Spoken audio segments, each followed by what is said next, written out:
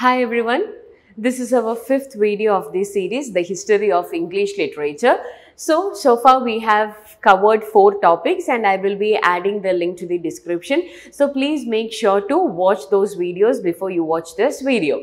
So here we have reached the Elizabethan age, that is our 5th part, and before that we have discussed about Anglo-Saxon period, then we moved to Anglo-Norman period, then we got into this Middle English period which begins with the age of Chaucer, and then the transformation period that comes with age of revival, and finally we have reached the Elizabethan age. And so far we have discussed about all the historical significance, about the timelines, about the literary writers, their important works, the literary features of all this time. So in this video, we will be dealing with Elizabethan age, and Elizabethan age is marked from 1558, the ascension of Queen Elizabeth to the throne, and her death in 1603. So that is the time period 1558 to 1603. So in the previous video, that is in the age of revival, I have already mentioned about the Tudor dynasty, how the Tudor dynasty began their rule from Henry the 7th and followed by Henry the 8th, Edward the 6th, Mary the 1st, and finally you can find this Queen Elizabeth. So the period Elizabethan age, or the rule of Queen Elizabeth, is regarded to be the most vibrant period of English literature. It is regarded to be the golden age of English culture, English arts or English literature, because this is the most flourishing times when it comes to art and culture. And you can find that Elizabethan age is actually a combination of different things, or it's actually a culmination of different things, including English Renaissance, Reformation, similarly you could also find the exploration of the New World. So there were many things that ultimately helped in such a literary flourishing during this Elizabethan period. And you can also find that the Elizabethan age, it showed the emergence of some of the most iconic figures that literature has ever produced, including William Shakespeare. So Shakespeare is regarded to be one of the most important writers of the English literature, and he belongs to Elizabethan age. So there was this quote in this movie Anonymous that even if you don't remember Queen Elizabeth, or Queen Elizabeth will be known in the future because William Shakespeare has decided to put ink on his pen. So that is the contribution of Queen Elizabeth and William Shakespeare. Queen Elizabeth herself is famous for making such a background, or making such a ground for these writers to flourish, especially after such a religious turmoil, or especially after all these peasants' revolt and all these happenings that happened during before her age. So when it comes to Elizabethan age, you can find the flourishing of this literature, and also you can find the establishment, or you can find different writers who are regarded to be the most prominent in English literature, including Christopher Marlowe, Ben Jonson, Joe Chapman, Spencer Sidney. You can find a number of writers during this time. So this is regarded to be the golden nest of literature, Elizabethan age. And if you look at the literary features of this Elizabethan age, you could find that these writers, they explore the themes of love, power, identity, and with the influence of Renaissance, there were classical influences from this Greek and Roman literature. And also you can find that the works produced during this time, it captivated the minds of audience even today. The works of Elizabethan age is such that it has got its influence even today, because you can find the works of, for example, in the last decade, there were 3 works that were produced by the influence of Shakespeare's Hamlet, Othello, and Macbeth, even in Hindi. So this thing, you can find that the influence of Elizabethan age writers, or the Elizabethan age works, has reached even today. So that is why we regard Elizabethan age to be the most influential period in English literature, or to be the most vibrant period in English literature. And in this video, we will be discussing about the historical background, the major writers, and the major literary features of this Elizabethan age. So moving to the next topic, that is the historical background. So we know that the first important thing that we have to remember, or we call this age Elizabethan age because of Queen Elizabeth I. So the reign of Queen Elizabeth I was from 1558 to 1603, and this period is named after Queen Elizabeth I, who established English as a major political and cultural force in Europe. Because before Queen Elizabeth's time, you can find, even if it was during the time of Henry VII or Henry VIII or whatever, or any other rulers of this Tudor dynasty, you could find that there were many conflicts that were happening within the English society that actually caused a hindrance for English to develop globally. But Queen Elizabeth, she was accepted as a very true leader. She was accepted as a very true ruler by most of the people, and therefore it was a time of relaxation, even though you can find many volcanic happenings during her time. Anyway, she established England as a major political and cultural force in England, and even after Spanish Armada was defeated, English was really feared by most of the people during that time. And as the daughter of Henry VIII and Anne Boleyn, Elizabeth inherited a kingdom divided by religious conflict, but she established herself as a moderate ruler, introducing the Elizabethan religious settlement, which sought to unite Protestants and Catholics under the Church of England. Even though Queen Elizabeth was born to a Protestant mother, her mother was brutally assassinated in order for her father to remarry. You could find that she tried to, and even though her half sisters, Mary the First, tried to kill all the Protestants, which ultimately resulted in her name Bloody Mary, you could find that Queen Elizabeth, she tried to maintain a balance between religions. She tried to bring some peace among this religion. So that is where she introduced the Elizabethan religious settlement that sought to unite the Protestants and Catholics under the Church of England. And another important thing that you have to remember during this time is the defeat of Spanish Armada, which happened in 1558. So this Spanish Armada was regarded to be the most powerful naval base. So it was regarded to be the most powerful navy force in Europe, and it was actually feared by almost all other countries, including France and England. So here, Elizabeth's support for the Protestant rebels in the Spanish controlled Netherlands and her sanctioning of English pivoters like Francis Drake, all these resulted in a conflict between this English and Spanish Navy force. So the defeat was rooted in the religious and political rivalry between Protestant England and Catholic Spain. So Spain, led by King Philip II, sought to overthrow Elizabeth I and re-establish Catholicism in England. So that was the basic background of this Spanish Armada. So the defeat, it was rooted in the religious. So there was a political rivalry between the Protestant England and Catholic. Spain at that time was a Catholic country. So among all these religious turmoils, there were a rivalry between the Protestants and the Catholics. So here, Queen Elizabeth, being a Protestant, she supported the Protestant rebels in Spain. So Spain, which was led by King Philip II, he decided to overthrow Queen Elizabeth I and to re-establish Catholicism in England. So this Armada, it consisted of 130 ships which were highly armed, and it was supported by seasoned soldiers. It was considered one of the largest and the most powerful fleets in history at that time. So they were regarded to be the most powerful navy side of that time. And the Armada, it suffered heavy losses. So the Spanish Armada, it was defeated by this English fleet, and this Armada, it suffered heavy losses. Many ships were destroyed or wrecked on the rocky coast of Scotland and Ireland. And of the 130 ships that had set sail, only about half returned to Spain, and many of the soldiers and sailors died. So after this victory, or the plan of Philip II was to send a massive fleet, and this massive fleet was called as the Spanish Armada, which consisted of 130 ships to the English Channel to control the English seas, because that was the plan of Philip II to overthrow Queen Elizabeth and to re-establish Catholicism in England. So the Armada would then transport this Spanish invasion force from the Netherlands to overthrow England. That was the plan.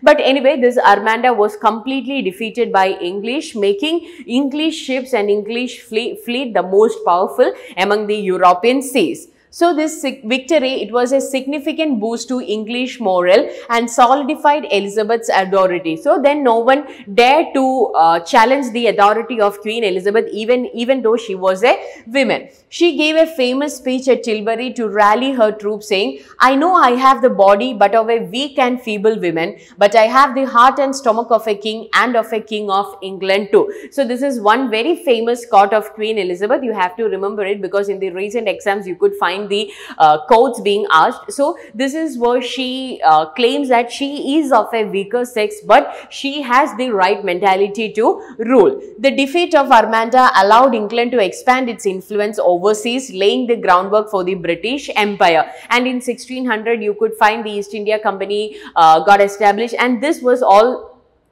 all started with the defeat of Spanish Armada, because once the Spanish Armada was gone, England was now free to go anywhere without any fear of attacks. It also gave England greater control over the seas, allowing it to challenge Spanish dominance in trade and colonization. So before that, it was Spain who had a control, or it had a dominance in trade and colonization. But from this moment on, it changed to England, and that is when all the Spanish troops had to return back and England slowly started to expand its territories. So this was the second major important historical background that you have to remember. Now moving to other historical things that happened during this time. Even though Queen Elizabeth tried to bring a balance between the Protestants and Catholics, there was religious tension throughout her reign. So the Protestant Reformation had taken root, but tensions with Catholics remained. Queen Elizabeth managed to establish a relatively stable religious compromise, but during the end of her time, you could also find the rise of the Puritans. Then exploration and expansion. As I said earlier, with the defeat of Spanish Armada, England became the most powerful in the seas, and it actually helped in their exploration and colonization. So England began overseas exploration, leading to new colonies and trade routes, particularly in the New World. And then you could find the rise of the middle class, which was very evident, or which actually paralleled with the rise of the drama. So economic growth, it led to the rise of this prosperous middle class, and it was this middle class who supported theatre, and that is why you could find the rise of theatre, and also the rise for the demand for theatre. You could find the reason is the rise of the middle class.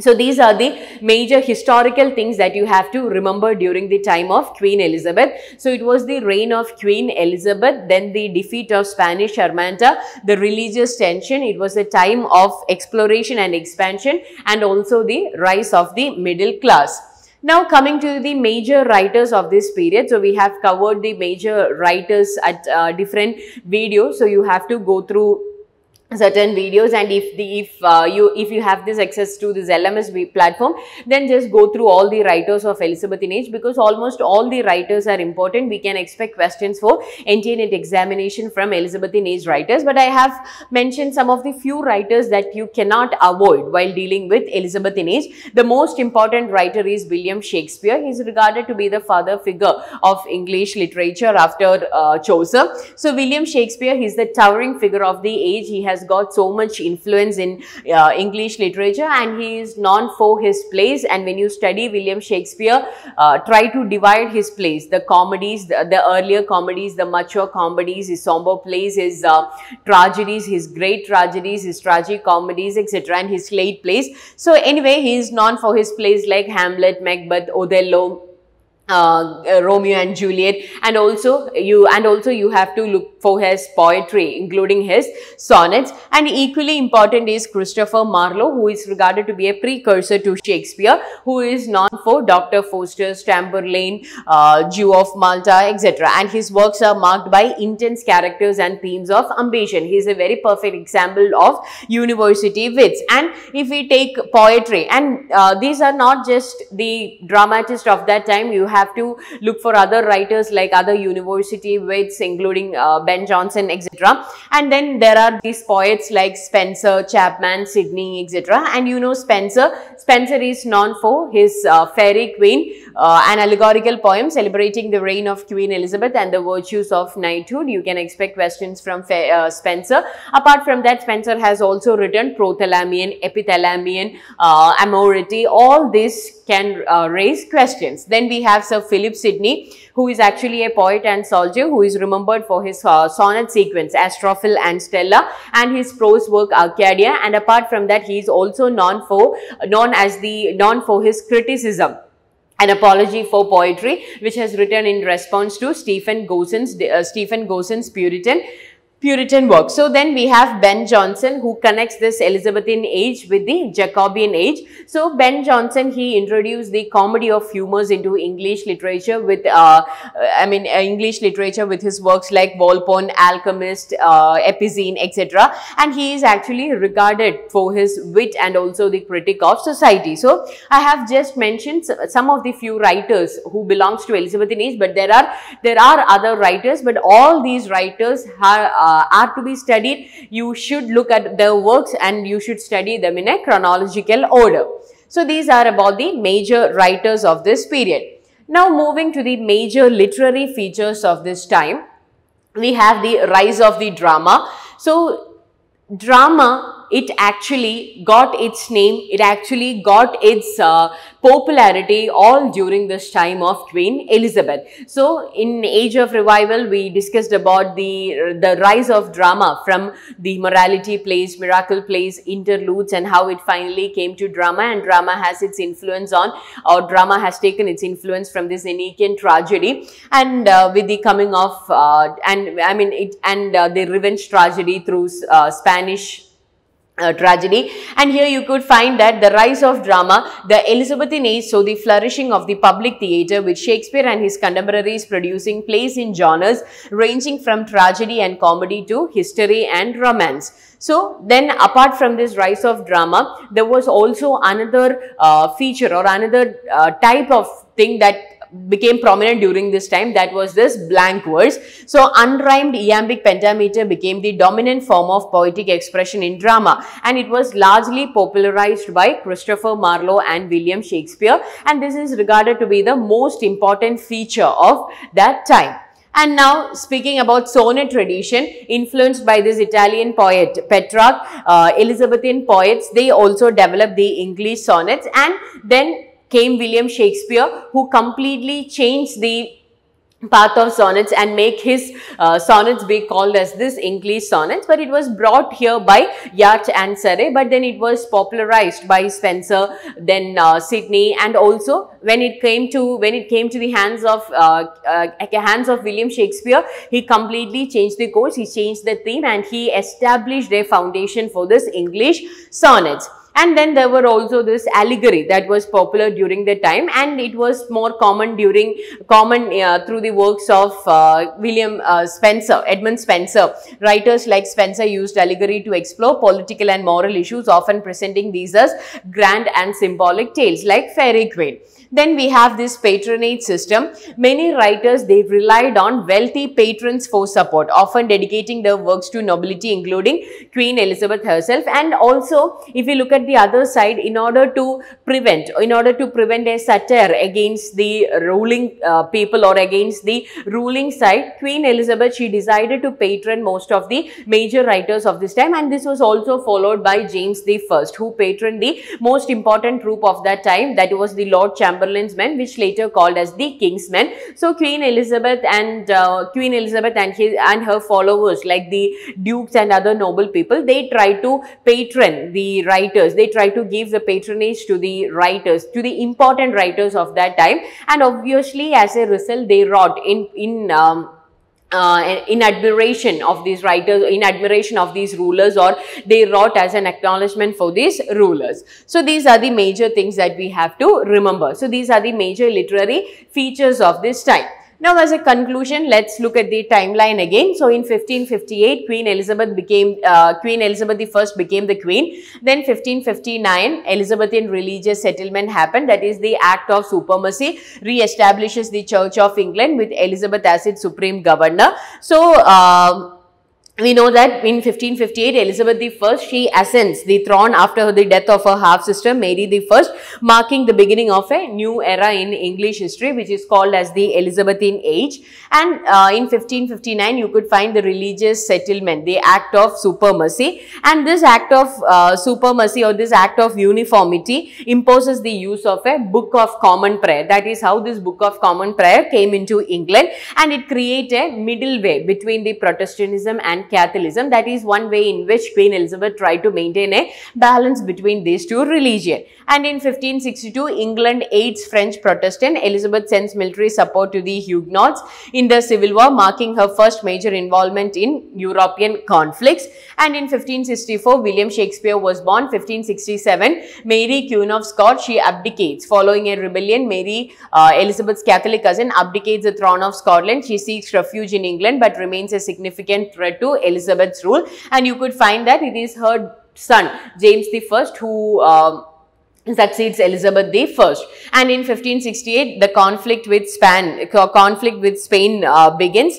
And then 1576, the first permanent theatre in London is built. So this theatre, it is constructed by James Burbage, and this marks the start of English commercial theatre tradition, which is followed by the Globe, the Rose, the Curtain, etc., and which eventually leads to Shakespeare's rise. Then in 1587, Mary, the Queen of Scots, was executed. Elizabeth, she reluctantly orders the execution of Mary, who had been implicated in several plots against her. And 1558, the defeat of Spanish Armada, which we discussed earlier. 1592, there was a plague outbreak. This year is really important because this was actually the time when theatres were closed and very little literary works were produced, and therefore this age is really important. It was a time of plague outbreak. London is struck by a severe outbreak of the plague, leading to the closure of theatres, including Shakespeare's Globe Theatre. Then 1593, Christopher Marlowe's death. This Globe Theatre, which was produced later, but anyway, this plague affected this theatre. In 1593, Christopher Marlowe had this mysterious death, and 1599, Globe Theatre opens. Shakespeare's acting company, the Lord Chamberlain's Men, opens the Globe Theatre on the south bank of Thames. It becomes the primary venue for many of Shakespeare's most famous works. And 1600, East India Company founded. So the charting of East India Company by Elizabeth I marks the beginning of English involvement in the East Indies, laying the groundwork for British Empire. Then 1601, there was this Essex rebellion. The Earl of Essex, one of of Elizabeth's favorite courtiers, leads to a failed rebellion against the queen and is executed for treason. And in 1603, Elizabeth I death. So this is the timeline of Queen Elizabeth. So in this video, we have discussed about the historical background of Queen Elizabeth, the major writers of her period, the major literary features and the timeline. So, while you are preparing for your NTA NET examination, try to understand what is happening or what was happening during that time in order to get an idea about the age and the foundation of all these literary works. So, that's all for this video. Thank you.